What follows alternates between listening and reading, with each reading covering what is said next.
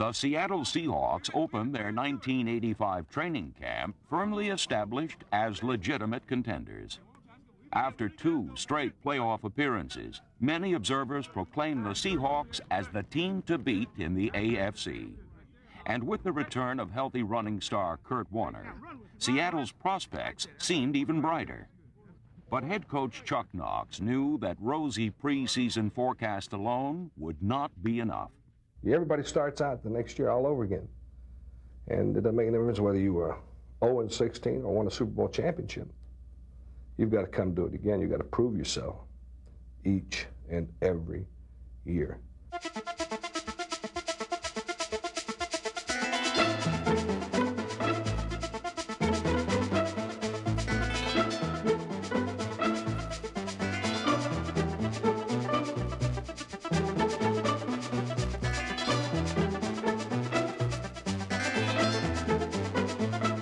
Seattle Seahawks football time. Pete Gross with a greeting today from the banks of the Ohio River, Riverfront Stadium in Cincinnati, where the Seahawks are getting set to open up their 10th season as a member of the National Football League, a season filled with much promise coming on the heels of last year's 12-4 finish and second straight appearance in the NFL playoffs under their head coach, Chuck Knox.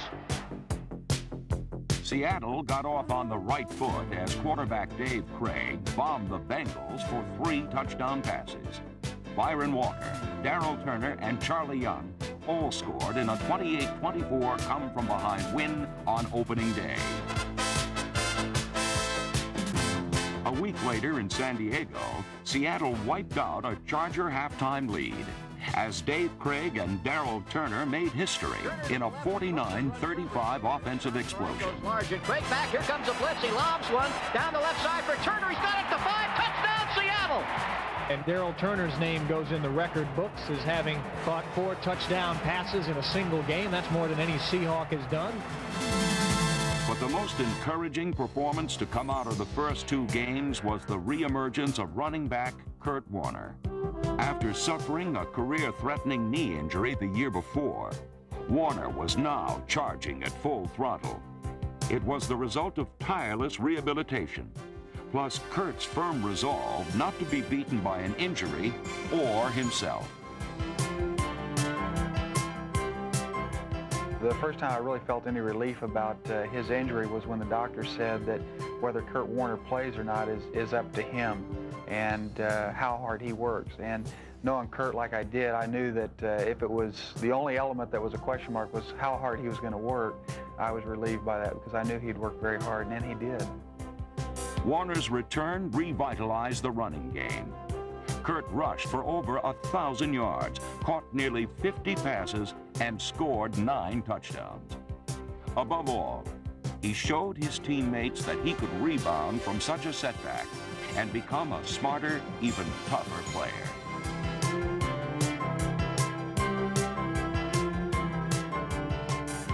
Well, I think it's made him a stronger player. I've never seen anybody work harder in the offseason, and he's took it as a mission that he was going to come back as strong or stronger than he was before. And I think he's done that both physically and mentally. He's a tougher player this year than he was that first year. Little play fake, fake a reverse to Largent, then Craig goes deep down the right side. Warner's there at the 5, he makes the grab, touchdown Seahawks! That may be the best reception Kurt Warner has ever made. With Warner back and 2 straight wins under their belts, the early portion of the '85 season saw the Seahawks' playoff plans proceeding right on schedule.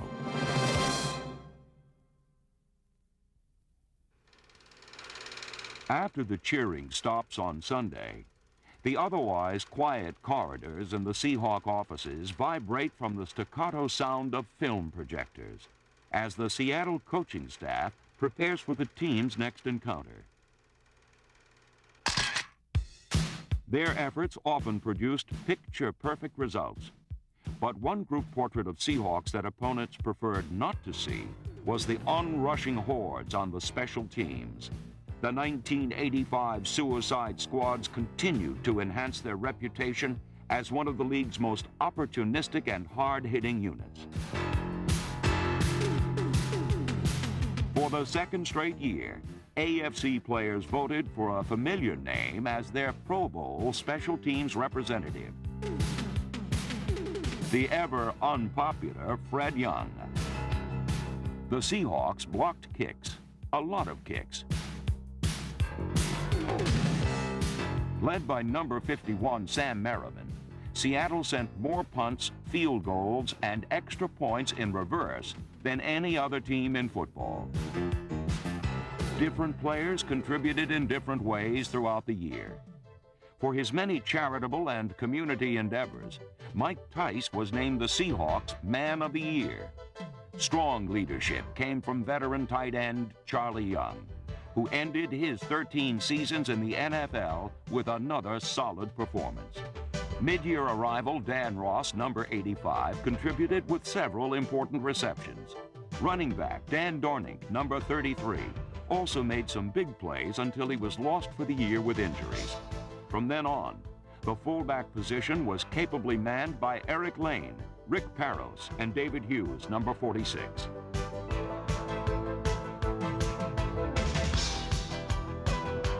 When Kurt Warner needed a breather, number 43, Randall Morris, the team's second leading rusher, was a more than capable stand-in.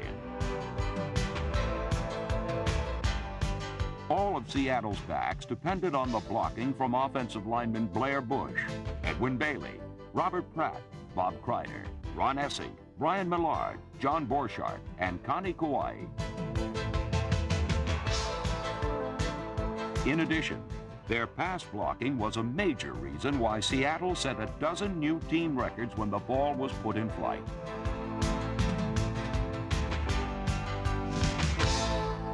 The passing game revolved around six-year veteran quarterback Dave Craig, whose cool-headed resourcefulness in the heat of battle could turn imminent disaster into touchdowns. Craig fumbles the snap. There's a scramble for it. Nearly fielded by the Rams. Craig gets it back of the 20. Throws one in the end zone. Touchdown, Seahawks, the lead. I don't believe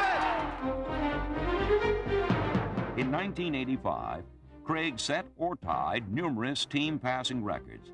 But his most impressive feat was a string of 28 consecutive games in which he threw a touchdown, second only to the league mark held by Hall of Famer Johnny Unitas. Of all Craig's touchdowns, nearly half went to wide receiver Darrell Turner, who found the end zone on 13 occasions, a Seahawk record.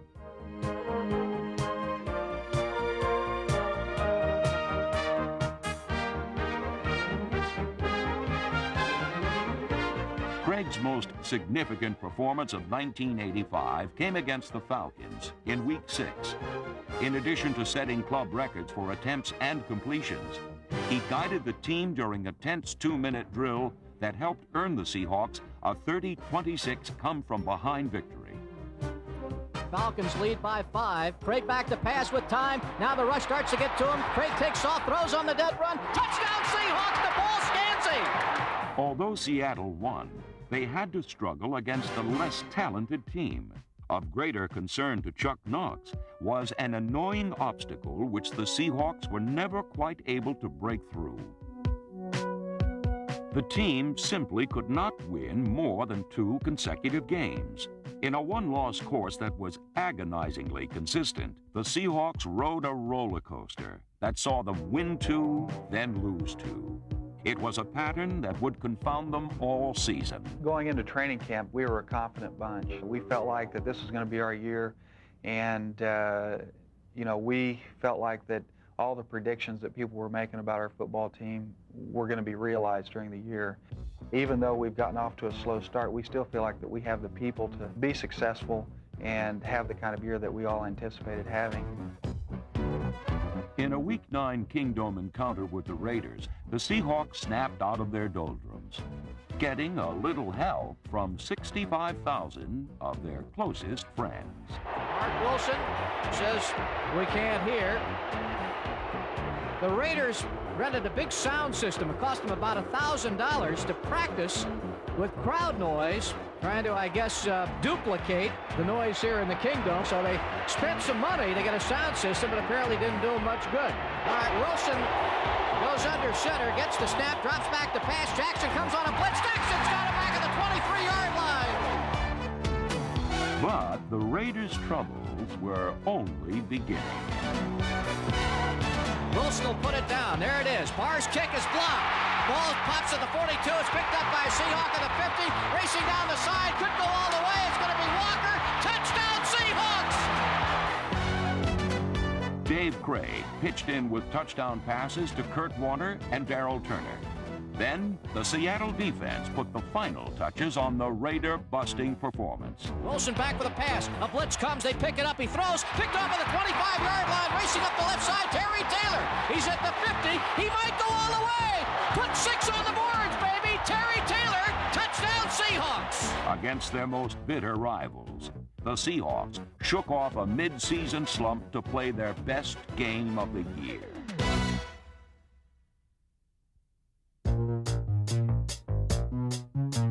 After a sluggish start in 1985, the Seahawk defense returned to its usual form.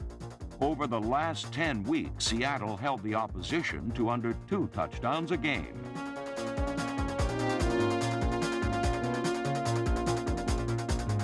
From their basic 3-4 scheme, Seattle's defense posed constant problems. Whether shutting off the run, defending the pass, or sacking the quarterback, the Seahawks constantly kept their opponents off balance. The play started up front, where number 72, Joe Nash, continued to perform well at the nose tackle position, logging even more sacks than he had in his All-Pro season of 1984.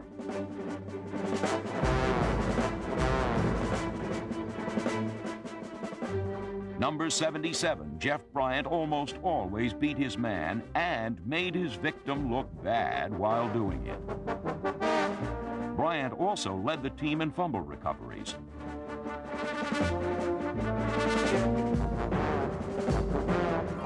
On passing downs, Seattle inserted Randy Edwards, number 68, who, despite limited playing time, still collected 10.5 sacks.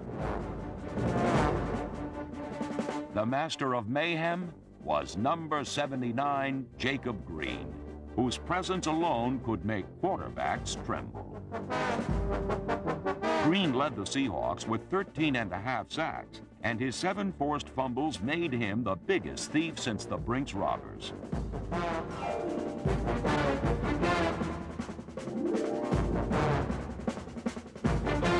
In a year when refrigerators on defense became fullbacks on offense in order to score, Jacob Green earned his touchdowns the old-fashioned way.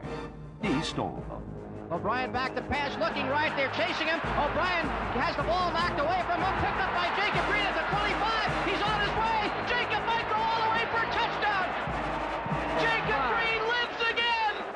Jacob Green picked the ball up at the 25 and ran 75 yards. While Green swiped the ball, Seahawk linebackers were swamping ball carriers.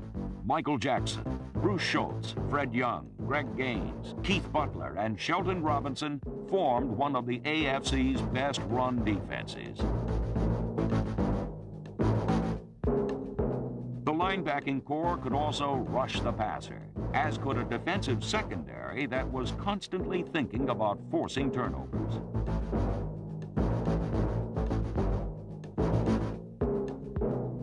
The first thing we say when we go on the football field as a defensive unit is let's take the ball away.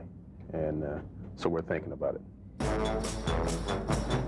Seattle defenders made sure the opposition was thinking about it too. In 1985, only the AFC champion Patriots forced more turnovers than the Seattle Seahawks. Basically, we're trying to attack the football opposed to attacking the runner. My philosophy on it has always been that a natural tendency for a runner is to protect himself opposed to protecting the ball when he's about to be hit. So it makes it easier for you to extract the ball from the runner if he's protecting himself and not the football. The Seahawks snatched, grabbed, even crawled for any loose ball. They weren't averse to dishing out a jarring hit now and then either. Defensive backs Terry Taylor, Dave Brown, John Harris, Keith Simpson, Terry Jackson, Paul Moyer, and Eugene Robinson were constantly looking for stray passes, making interceptions when the Seahawks needed them most.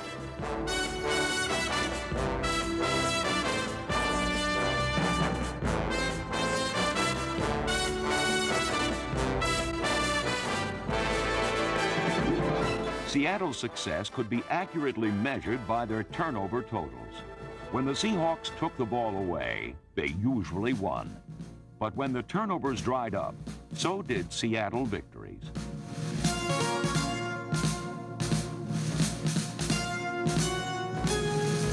In the season's final weeks, Seattle's offense was equally sporadic.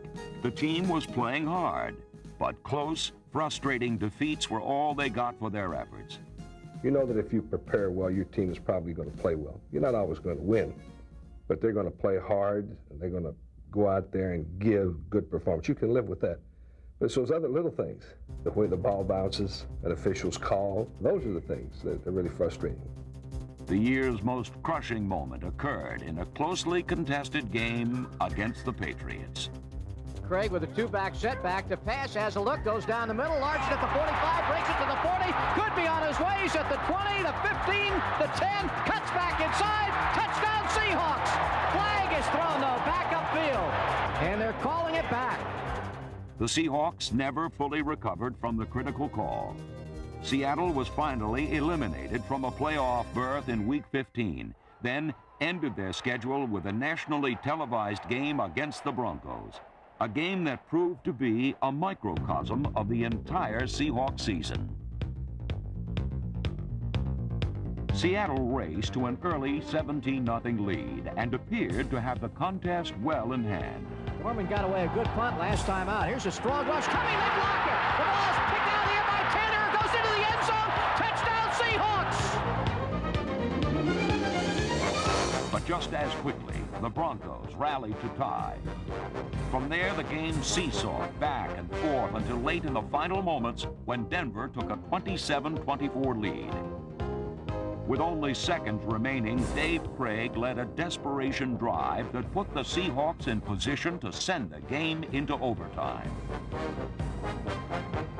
So now it'll be up to Norm Johnson with 4 seconds left to go. A 53-yard field goal try. Johnson's kick. He's going to be short, I think. Let's see. It hits the upright and bounces off. No good. Denver wins the ball game. Suddenly, dramatically, the roller coaster ride of '85 had finally come to an end.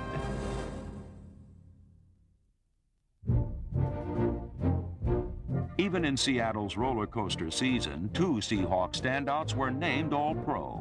Wide receiver Steve Largent and safety Kenny Easley, who earned postseason honors despite various injuries. Kenny Easley is a great athlete, number one. He's got great physical skills.